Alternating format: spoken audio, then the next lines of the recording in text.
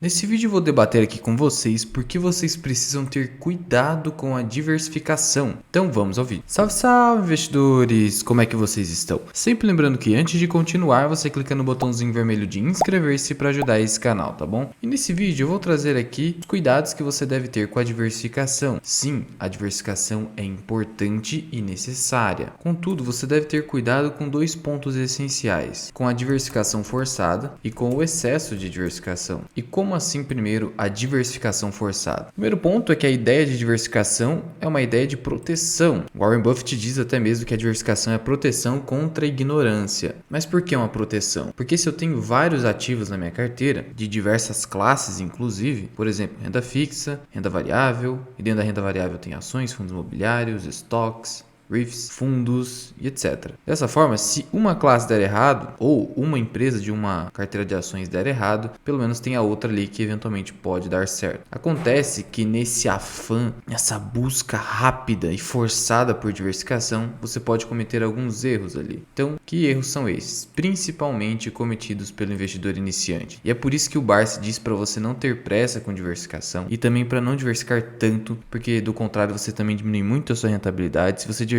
demais, talvez fosse preferível você comprar um ETF, um índice negociado em bolsa, por exemplo, um BOVA11, que é administrado pela BlackRock e replica o índice Bovespa. De qualquer forma, como funcionaria a diversificação forçada? Então, primeiro ponto, você ouve um youtuber de finanças dizendo: é indispensável diversificar. Diversifique, porque isso é o reconhecimento da nossa própria ignorância e funciona como um hedge. Beleza, aquela ideia de não colocar os mesmos ovos numa cesta só. E aí você ouve desse cara também dizendo o seguinte: olha, uma diversificação inteligente é uma diversificação tanto em classes de ativos quanto em setores empresariais. Aí então o que eu faço? Então eu preciso ter renda fixa, preciso ter ali, e dentro da renda variável eu preciso ter ações, fundos imobiliários e estoques, ações no exterior. Então o que eu vou fazer?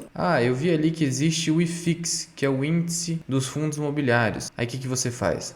Vou sair comprando aqui, né? Alguns fundos aqui aleatoriamente, comprar um de logística, um aqui de recebíveis imobiliários, ou comprando um de cada aqui e vou colocando na minha carteira. Eu mal sei o que aquele fundo faz, os números daquele fundo, e vou sair comprando. Eu não olhei a taxa de vacância daquele fundo, tanto física quanto financeira. Eu não olhei o valor patrimonial da cota em relação ao preço negociado da cota. Eu não olhei nada. Eu só fui comprando. Aí em ações, o que eu faço? Eu venho aqui, por exemplo, numa carteira de dividendos. Eu vou lá no IDIV e começo a comprar aleatoriamente empresas aqui que eu considere boas assim com base na minha intuição. Ou então eu sigo aquela ideia de que eu devo buscar setor por setor. E aí o que eu faço? Eu venho aqui, por exemplo, num site como Investidor 10 e aqui está separado por setores. Aí eu venho aqui bens industriais e aí tem uma série de empresas aqui que aparecem para mim e por meio da minha intuição falo: dizem que VEG é muito boa, mas você nem sabe o que VEG faz, você nem sabe os números de VEG, você nem sabe se ela é cara ou barata, você só compra porque afinal a VEG não irá quebrar, né? Ou por exemplo, Indústrias Home, dizem por aí que Indústrias Home é a nova VEG, e aí então é bom colocar na minha carteira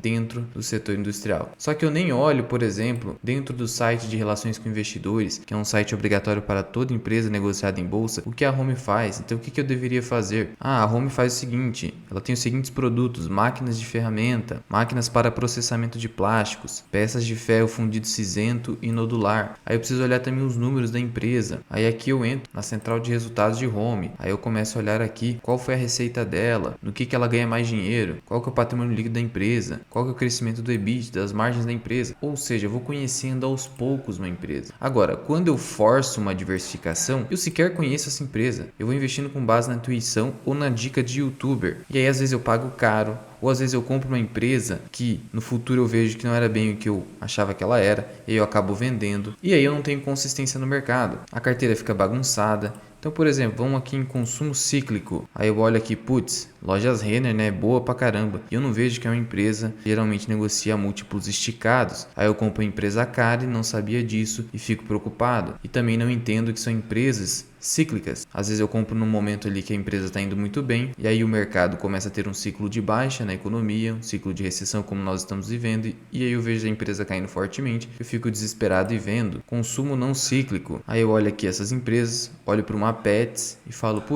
adoro um pet, né? Parece ser um negócio muito promissor. E aí eu não vejo que a empresa negocia uma relação preço-lucro de 70 vezes e compro, coloco na minha carteira e vejo despencando porque a empresa é cara. Setor financeiro, aí o que acontece? Eu olho um vídeo antigo de Itaúsa e digo o seguinte, putz, é uma empresa que paga muito dividendo, né? Todo mundo fala, todo mundo tem carteira. Aí pensando em dividendo eu vou lá e compro em Itaúsa e eu não entendo que atualmente a estratégia da Itaúsa não é pagar dividendo. Aí eu fico decepcionado e acabo vendendo a ação. IRB, por exemplo, eu vi que o Barsi, um mega bilionário, comprou. Vou comprar também. Cielo tá subindo muito, vou comprar. E isso eu tô fazendo recém de bolsa. Acabei de começar a investir. Alguns meses já tô comprando tudo. Setor de saúde, Fleury, todo mundo fala de Fleury, vou comprar. E eu nem olho para os números da empresa, eu nem sei o que ela faz exatamente. E assim por diante. E por que isso tá acontecendo? Porque eu tô forçando a diversificação. Se eu isse aos poucos, com calma, conhecendo a empresa e os seus números e o que ela faz, eu ia diminuir muito os meus erros. Eu ia cometer muito menos erro. Muitas vezes, para você comprar uma empresa, pode levar vários meses ou um ano você acompanhando os resultados da empresa e as perspectivas de crescimento dela. Eu preciso também ali diversificar no exterior. Aí eu pego o Google, que é a Alphabet, eu nem olho para os números da empresa e vejo que ela negocia a mais de 20 vezes lucro. Vou comprar Tesla, hoje negociada a mais de 100 vezes lucro. Não tem problema, é Tesla, né? Não vai quebrar, uma empresa muito boa. Aí eu coloco também Apple, mais de 20 vezes lucro. Netflix, e eu não olho que hoje a Netflix está reduzindo receita e assinantes por conta da concorrência, mas não, Netflix é foda, relação preço-lucro acima de 15 vezes. E por exemplo, a Amazon, putz, é a maior varejista do mundo, né? Não vai dar errado. Mas uma coisa é a empresa, outra coisa são as suas ações. Não quer dizer que a empresa vai quebrar, mas uma empresa já muito robusta e que negocia múltiplos muito esticados, é muito difícil do preço dela subir. E ela já está numa relação preço-lucro acima de 50 vezes. Enquanto isso, no país aqui, você vê um Ibovespa com PL de 5 vezes lucro e você acaba ignorando porque você precisa diversificar no exterior. Acontece que investir no exterior é muito mais difícil porque é muito mais difícil de acompanhar as empresas. Além disso, as empresas costumam negociar a preços maiores lá nos Estados Unidos, por exemplo. É um mercado muito maior, tem muito mais players, de tal modo que não há grandes oportunidades, assim como ocorre no Brasil. Claro que o Brasil é um mercado mais arriscado, é um país emergente. Por isso, ele acaba tendo mais desconto. Eu só quero que você entenda, e aí você vai me contraportar, mas os Estados Unidos é um país mais seguro que o Brasil, sim. Então por isso eu deveria colocar meu dinheiro também nos Estados Unidos. Sim, o seu pensamento faz sentido, mas faça isso aos poucos, com muita calma. Senão sua carteira vai virar uma salada que você nem vai entender o que está acontecendo ali na sua carteira. Tudo que cair você vai vender porque você nem entende o que você fez. E você acha ali que as empresas que estarão caindo é porque a empresa irá quebrar. Então cuidado com a diversificação forçada. Ela só vai fazer você não ter consistência no mercado. Eu digo isso por experiência própria. Quando eu comecei, eu também cometi muito esse erro e por muitas vezes eu desacreditava que eu conseguiria ter sucesso na bolsa de valores. E, além disso, temos o excesso de diversificação. Os problemas do excesso de diversificação são os seguintes: redução de rentabilidade. Esse é o menor dos problemas, né? Porque também você não pode ficar excessivamente preocupado com rentabilidade, senão você pode cometer algumas cagadas. Mas é um ponto interessante que o Bar se destaca também. Mas outro ponto importante: dificuldade de acompanhamento das empresas. A única coisa que você consegue controlar não é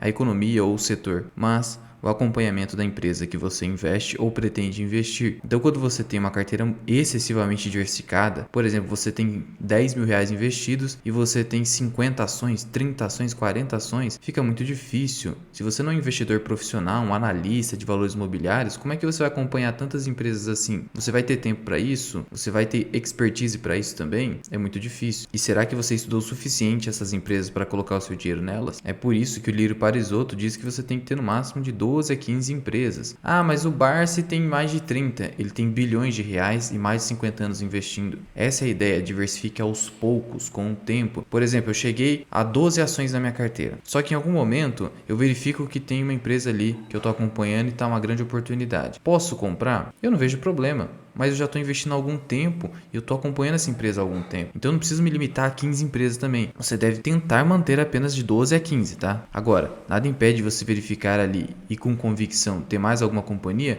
fazer mais alguma compra. Mas sempre dê prioridade para as empresas que você já tem na sua carteira. Até porque, se você tem uma carteira previdenciária focada em dividendos, é importante que você reinvista esses dividendos dentro ali da sua própria carteira para que ela não vá perdendo valor ao longo do tempo e eventualmente até perca para a inflação, porque você sabe que o dividendo é descontado do valor da ação. Então é importante fazer ali a reaplicação, não necessariamente na mesma empresa se ela estiver muito cara, mas deixar o dinheiro ali dentro da sua carteira, a não ser que você já esteja num patamar bem maduro para viver de dividendo. E outro problema que eu vejo é a gestão de risco. O que é a gestão de risco? Olha, a minha carteira é a seguinte: eu quero ter 50% em ações de dividendos e 50% em ações de crescimento. Dentro desses 50% de ações de crescimento, eu quero ter empresas de tecnologia, eu quero ter empresas de varejo, eu quero ter construtoras, etc. E até mesmo uma parte em empresas ali em recuperação judicial ou em turnaround. Aí vamos supor que dentro dessa minha carteira com 100 mil reais, tá? Eu tenho 50, 60 ações. E aí dentro dessas ações de crescimento eu tenho 30 ações. Com essa quantidade absurda de ações, como é que eu vou controlar a gestão de risco? Olha, uma empresa em turnaround, IRB, outra empresa em recuperação judicial. Oi, eu só quero ter 5% no máximo nessas empresas. Como eu tenho muitas empresas, fica muito difícil ter esse controle de risco. Eu vou ter que ficar várias horas por dia perdendo tempo com gestão de risco, sendo que essa não é minha profissão. Você tem que focar no seu trabalho e nos aportes, principalmente, porque é isso que vai te enriquecer ao longo do tempo. Agora, se você ficar perdendo tempo, tendo que fazer ali gestão da sua carteira o tempo inteiro,